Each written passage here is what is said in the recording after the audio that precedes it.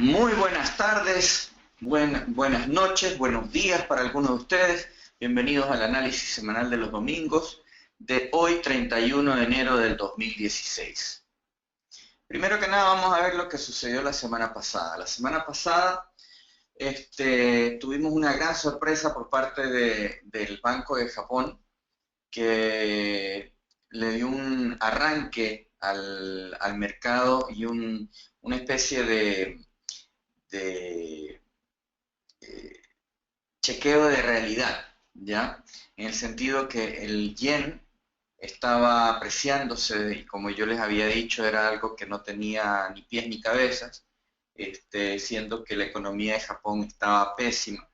Pero en todo caso había una aversión al riesgo desde principios del mes y eso fue poco a poco cambiando. Empezamos la semana con cierta con cierta aversión al riesgo, pero eventualmente todo empezó a funcionar como debería ser, fundamentalmente hablando. En todo caso, aquí podemos ver un ejemplo de lo que sucedió. Prácticamente todo se disparó, sobre todo contra el yen, ¿ya? La única excepción fue el dólar canadiense, que fue ayudado mayormente por el petróleo. Pero en todo caso, las monedas europeas perdieron ligeramente frente al dólar, pero todos le ganaron al yen. ¿Ya? Como pueden ver aquí, les agregué, por ejemplo, el dólar australiano yen, el dólar neozelandés yen, el dólar canadiense yen, el dólar yen.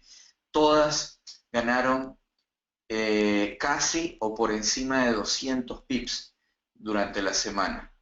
El dólar canadiense le ganó al dólar, pero esto fue básicamente por esta subida del petróleo. Si ustedes ven aquí, a principios de la semana, el dólar canadiense había perdido 200 puntos frente al dólar, pero asimismo el petróleo había perdido 300 puntos, pero después ambos se dieron la vuelta, teniendo una clara relación inversa, ¿ya? El Dow se disparó, el DAX no tanto, pero terminamos con una vela positiva, mientras que las demás monedas, prácticamente las europeas, se mantuvieron bastante parecidas hasta a donde habían llegado. En todo caso, el euro dólar terminó con una vela bastante negativa, al igual prácticamente que la libra dólar, ¿ya?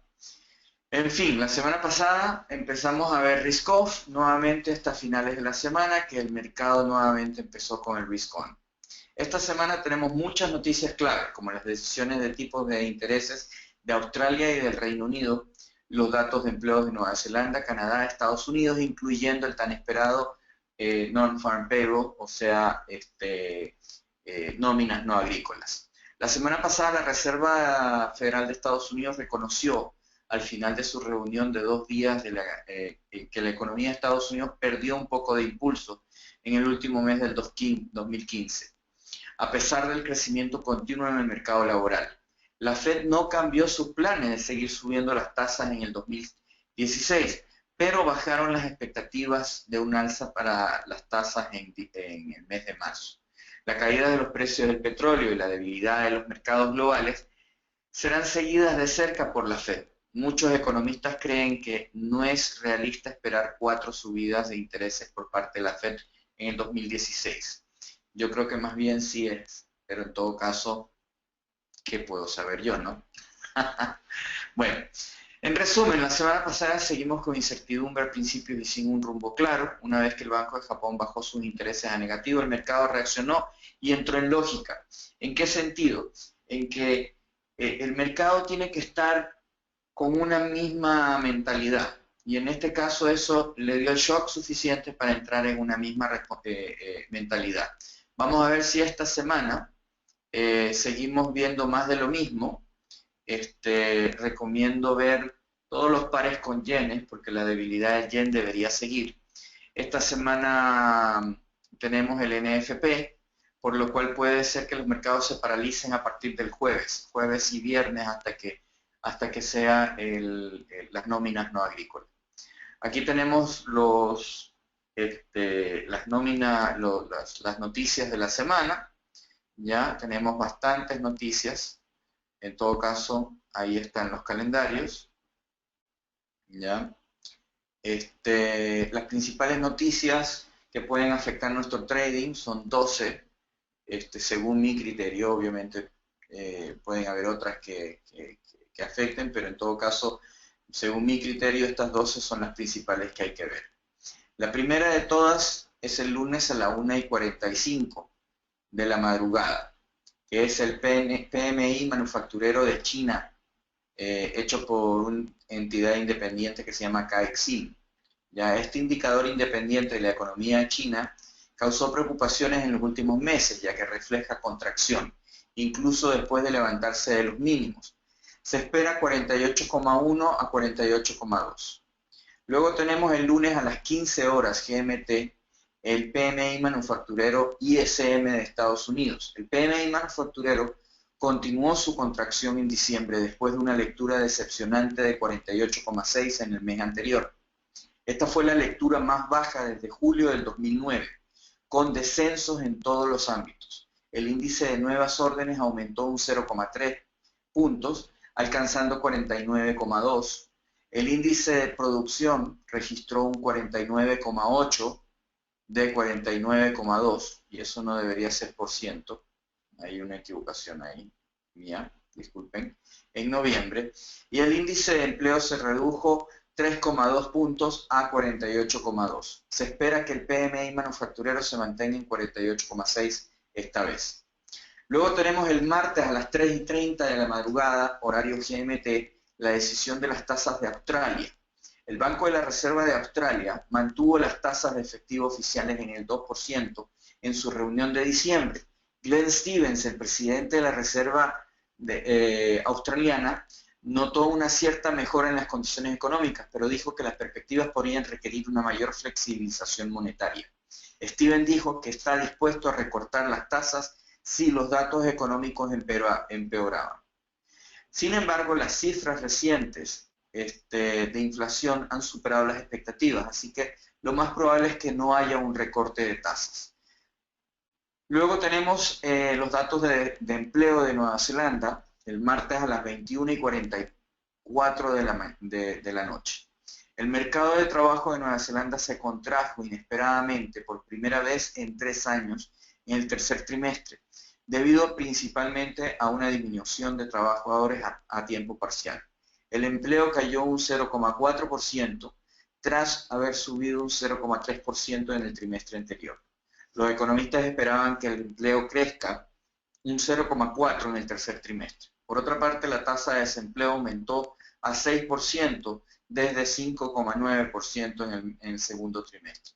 Los economistas esperaban que el mercado laboral de Nueva Zelanda se expanda un 0,8%, mientras que el desempleo se prevé que aumente un 6,1% en esta ocasión.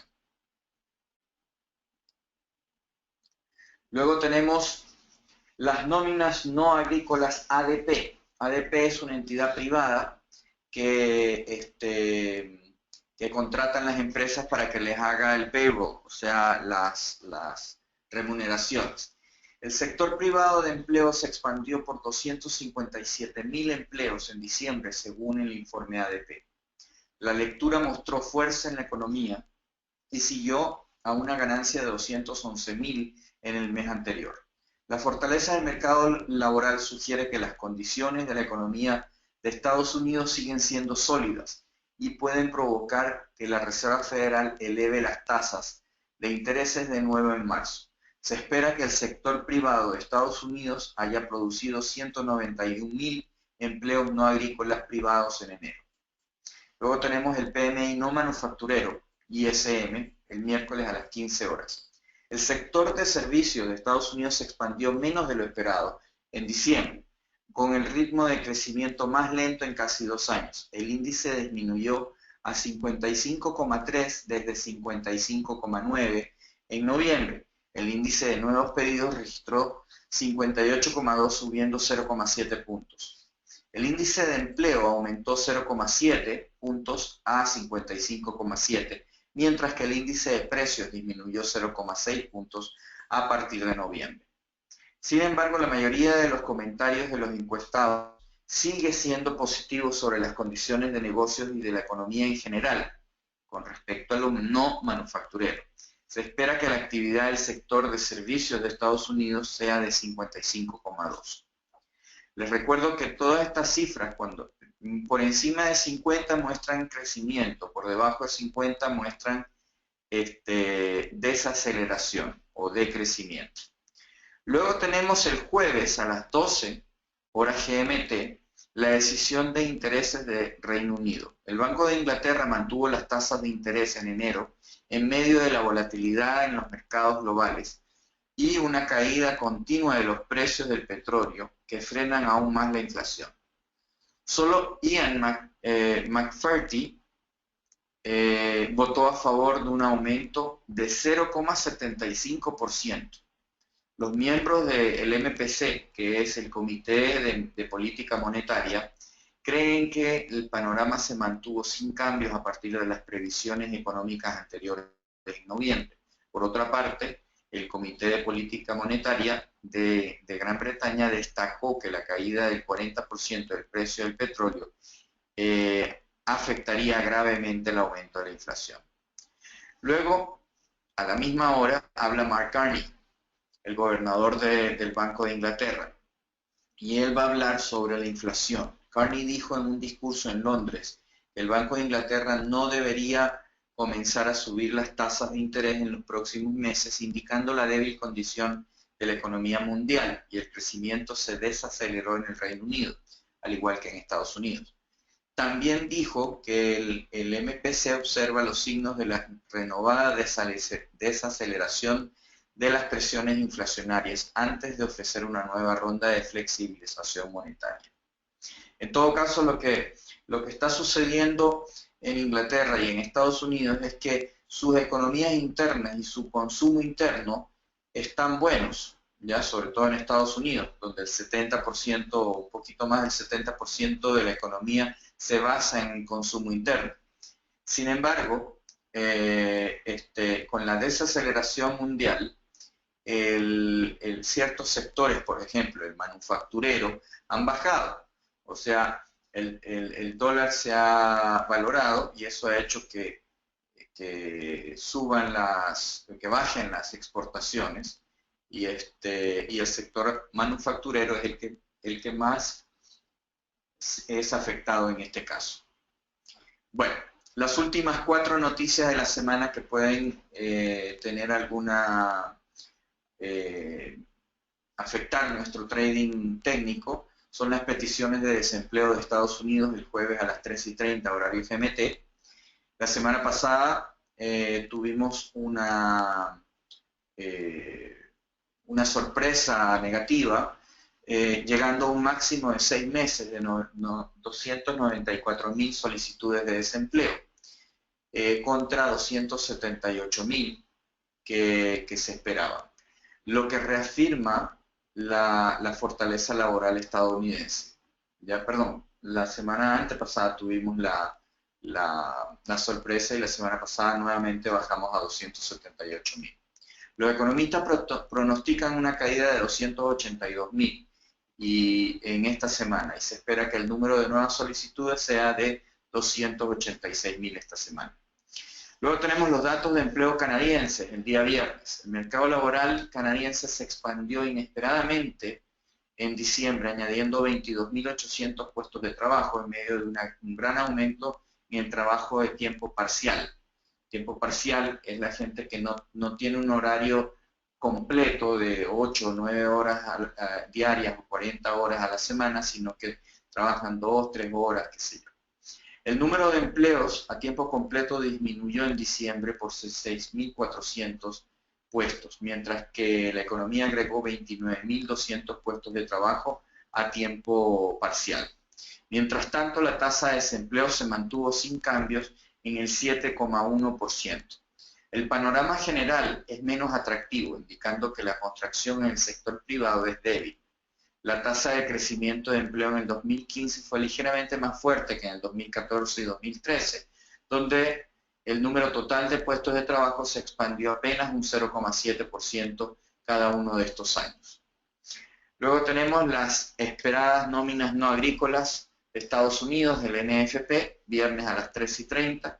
Las nóminas subieron en diciembre por 292.000 puestos nuevos de trabajo no agrícolas, siguiendo 252.000 en el mes anterior. La contratación recibió un impulso del clima inusualmente cálido y la tasa de desempleo se mantuvo sin cambios en un mínimo de 7 años y medio del 5%. Los datos de empleo indican que la economía se mantiene en crecimiento, mientras que la reciente debilidad puede atribuirse a los sectores orientados a la exportación y la fabricación, dada la desaceleración mundial. Las nóminas para octubre y noviembre fueron revisadas y mostraron 50.000 empleos más de lo que habían informado anteriormente, lo cual da más optimismo a la parte laboral estadounidense. Se espera que el sector privado de Estados Unidos se haya expandido por 192.000 nuevos empleos en enero. Así que, y se espera que la tasa de desempleo siga en el 5%. Y por último tenemos la balanza comercial de Estados Unidos. El déficit comercial de Estados Unidos se contrajo en noviembre a un mínimo de 9 meses de 42,4 mil millones por una fuerte disminución en las importaciones que sobrepasó una disminución de las exportaciones. Sin embargo, el panorama general muestra que tanto las exportaciones como las importaciones están cayendo debido a la fortaleza del dólar y la debilidad de la economía global. Las exportaciones cayeron un 0,9% a 182,2 mil millones, un mínimo de 4 años, y el déficit comercial de Estados Unidos se prevé que suba a 42,8 mil millones en diciembre. Bueno, ahora vamos a ver los diferentes activos que normalmente vemos, empezando por el euro dólar. Fundamentalmente hablando, sigo neutro, o soy neutro. El dólar cerró el mes con bastante indecisión. No logramos salir de una consolidación que nos tiene aproximadamente entre 1,08 y 1,10, ¿ya? La inflación en la zona euro salió marginalmente por encima de las expectativas, pero por otro lado la confianza empresarial alemana decepcionó. Draghi repitió su postura pesimista, pero esto fue algo que de alguna manera el mercado lo olvidó rápidamente y mientras que en los Estados Unidos la Reserva Federal se pasó al lado de la preocupación, disminuyendo las posibilidades de un alza en marzo. El euro sigue apoyado por los flujos de refugio por las preocupaciones sobre la economía global, el petróleo y la economía china. Muestras de debilidad en la economía estadounidense empujan hacia atrás la próxima subida de tipos de Estados Unidos. Y esto es aparentemente positivo también para el eurodólar. Pero justamente debido a lo positivo de no subir las tasas, los flujos de refugio seguro se disiparán. El panorama mixto continúa con el Banco Central Europeo.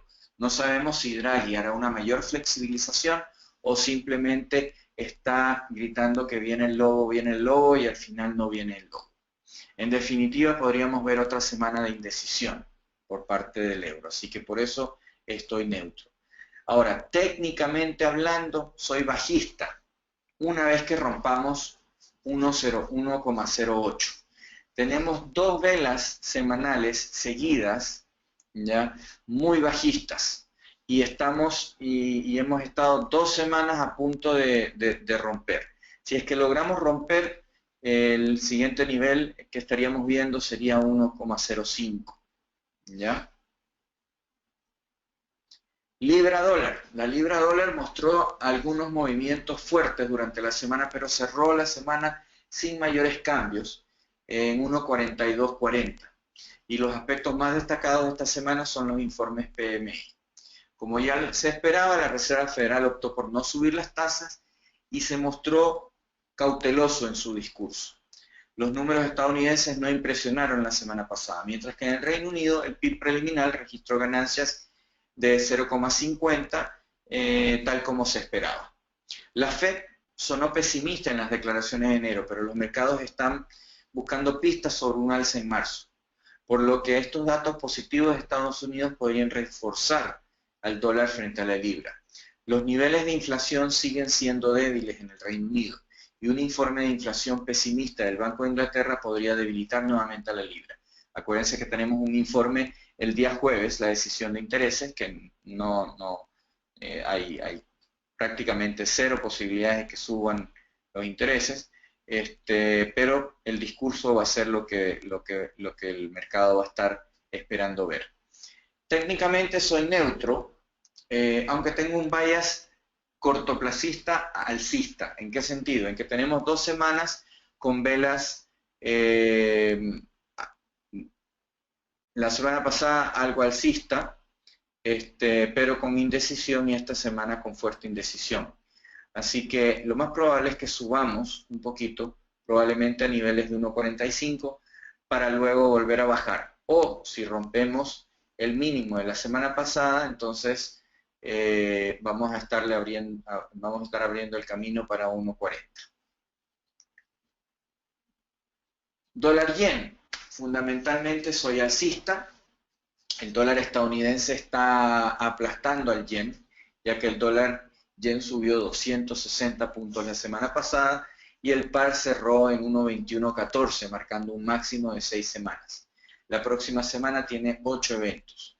La Reserva Federal, como hablamos, fue pesimista en su declaración de política monetaria de enero, disminuyendo las posibilidades de un alza en marzo, mientras que el Banco de Japón sorprendió a los mercados mediante la adopción de tasas de intereses negativos, lo que envió al yen al sótano al final de la semana. El Banco de Japón sorprendió a los mercados mediante la reducción de las tasas a territorio negativo, en un intento de reactivar la débil economía japonesa. El yen recibió una paliza a finales de la semana frente a las demás monedas, y esta tendencia podría continuar. Como era de esperar, la Reserva Federal no elevó las tasas la semana pasada, por lo que los mercados estarán buscando pistas sobre un alza de tasas en marzo. Eso quiere decir que cualquier noticia que nos indique que la posibilidad pueda aumentar de subir los intereses en marzo va a fortalecer el dólar. ¿Ya? Técnicamente sigo siendo alcista. En el largo plazo rompimos 1.1850, ahora nos estamos dirigiendo a 1.23, terminamos con una vela bastante alcista la semana pasada, así que no me cabe la menor duda que seguiremos subiendo. Ahora acuérdense que estamos en un año que empezó con mucha volatilidad. Eso quiere decir que podemos tener unos swings bastante volátiles, pero en definitiva al final del camino nos vamos para arriba. Dólar australiano, dólar. El dólar australiano continúa mejorando y ganó 80 puntos la semana pasada. El par cerró la semana en 0.7080. Es una semana muy ocupada con 3 eventos en el calendario OSI. El dólar australiano se aprovechó de un comunicado de la Fed pesimista y que los números estadounidenses no impresionaron a nadie. El australiano también recibió un impulso de las cifras de inflación de Australia, que salieron ligeramente mejor de lo esperado. La Fed sonó pesimista en su declaración de enero, pero los mercados estarán buscando pistas sobre un alza para marzo, porque los datos positivos de Estados Unidos podrían reforzar al dólar estadounidense. Los comunicados australianos claves tendrán que cumplir las expectativas o el australiano podría caer de nuevo por debajo del nivel del simbólico 0.70. Cambio momentáneamente a neutral, de momentáneamente neutral a nuevamente bajista. Técnicamente sigo bajista, estamos por debajo de la línea de tendencia alcista. Si es que llegásemos a romper esta línea de tendencia que ustedes pueden ver ahí en la línea azul, puede ser de que retomemos o retractemos más hacia el alza, pero tenemos que acordarnos que estamos en una tendencia bajista de bastante largo plazo, que viene hace mucho tiempo. De hecho viene desde prácticamente desde el 2014, así que lo más probable es que sigamos en el mismo camino. Análisis fundamental del dólar neozelandés dólar. Soy bajista, el dólar de Nueva Zelanda se movió fuertemente por doble función el miércoles pasado, porque tuvo casi simultáneamente, o no simultáneamente, pero el mismo día, las palabras de la Fed y luego del Banco de Nueva Zelanda. Ahora tenemos un informe de empleo y los precios trimestrales de la leche. La Fed se inclinó hacia el lado pesimista, mostrando cautela sobre el futuro. El Banco de Nueva Zelanda siguió con las tasas de intereses sin cambio. Sin embargo, el presidente del Banco Central, Wheeler, dijo que está abierto a nuevos recortes a finales de este año y se quejó sobre el valor del dólar neozelandés. O sea, ellos quieren que esté más bajo todavía, ¿ya? Sin embargo, un mejor estado de ánimo del mercado empujó el kiwi a tierras más altas. El Banco Central de Nueva Zelanda, un Banco Central de Nueva Zelanda pesimista, con deseos de ver un kiwi más débil y un estado de ánimo del mercado bajón, debido en parte a las cifras de Estados Unidos poco convincentes, podrían tener un montón de presión sobre este par. Así que sigo siendo bajista. Técnicamente sigo neutro, como pueden ver, estamos aquí desde hace 3 semanas con velas bastante neutrales. Aquí la cuestión es, si seguimos en esta consolidación, lo más probable es que vamos a buscar subir a niveles de 0.69 para luego volver a bajar y seguir en esta consolidación en la cual llevamos varios meses ya. Ahora, si rompemos 0.64, lo más probable es que sigamos bajando bastante. ¿Ya? Dólar canadiense, fundamentalmente hablando, el dólar canadiense ha subido por segunda semana consecutiva. El dólar cayó 170 puntos la semana pasada, cerrando en 1.3974. Su nivel más bajo en 4 semanas. Lo más destacado de esta semana son los datos de empleo. Bueno, como ya hablamos hace un ratito, o sea, hemos repetido varias veces, la Reserva Federal mostró cautela y esto redujo las posibilidades de una alza para marzo. Mientras que el PIB canadiense registró una ganancia de 0,3%, igualando el pronóstico del mercado. El dólar canadiense ha tenido fuertes ganancias en las últimas 2 semanas, pero sigue siendo vulnerable, cotizando cerca de la línea de 1.40. La economía de Estados Unidos sigue superando a la de su vecino del norte y los mercados especulan sobre una alza en las tasas en marzo. Así que todas estas medidas van a seguir pesando sobre el dólar canadiense y sigo siendo alcista. Acuérdense que llevábamos ya un montón de tiempo subiendo y ya tocaba pues una retracción y eso es lo que estoy viendo ahora. Técnicamente hablando, aquí estamos en la retracción, estamos chocando contra 1.40. Si rompemos 1.40, nuestro siguiente paso sería llegar a niveles de 1.35. Ahora, yo no estaría dispuesto a vender hasta por lo menos que lleguemos a 1.38 y lo dudo que lleguemos a esos niveles, pero en todo caso hay que estar pendientes de lo que sucede con el petróleo y eso nos va a dar la pauta de qué es lo que va a suceder con el dólar canadiense. En cuanto al oro, el oro siguió subiendo en este canal alcista que dibujamos la semana pasada y justo chocó contra este canal. Lo más probable es que siga subiendo hasta que lleguemos a la línea de tendencia bajista, que ustedes pueden ver ahí, y ahí es donde las papas queman, ahí es donde vamos a tener que ver qué es lo que sucede, qué es lo que va a suceder. Por el momento sigo siendo neutro, ya que estamos dentro de este triángulo, y ahí es donde vamos a saber si es que nos vamos para abajo o nos vamos para arriba. En cuanto al petróleo, el mercado del crudo ligero y dulce inicialmente cayó en el transcurso de la semana, pero se dio la vuelta para formar un martillo. El martillo es una señal alcista y como resultado es muy probable que veamos algo más de presión compradora. Debido a esto estamos a la espera de ver si podemos o no podemos romper por encima de la parte superior del martillo con el fin de tratar de llegar a niveles de $40. Sin embargo, no creo que hemos cambiado la tendencia, sino que estamos en una retracción de la tendencia bajista y con una vela resistiva podríamos empezar a vender. Así que sigo bajista, simplemente estamos en una retracción. Esta ha sido una baja demasiado fuerte como para que simplemente de un día para otro o de una semana para otro cambie drásticamente. Las condiciones no han cambiado, seguimos con sobreproducción, seguimos con una baja demanda. La semana antepasada el pretexto fue de la subida, fue la demanda, cómo aumentó la demanda debido a un temporal de invierno que hubo en Estados Unidos, y la semana pasada la alza se le atribuyeron a que el ministro de Finanzas de Rusia dijo que estaban hablando sobre un acuerdo con Arabia Saudita de bajar un 5% la producción, etcétera, etcétera. Lo cual después se descubrió que era mentira. Sin embargo, igual no bajó. Pero en todo caso, hay que estar pendiente de eso. En cuanto al Brent, básicamente lo mismo.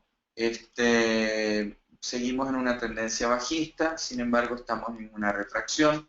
Hay que ver cuando se rompa el soporte de la retracción para seguir vendiendo. El análisis técnico del dólar, del índice del dólar, cayó inicialmente durante el transcurso de la semana, pero terminó formando un martillo. Debido a esto parece que el mercado está tratando de encontrar suficiente apoyo y el impulso suficiente para romper por encima del nivel de 100. Una vez que logre esto, el mercado va a tener la libertad de ir mucho más alto. No tenemos ningún interés en la venta, sigo alcista, es simplemente cuestión de tiempo.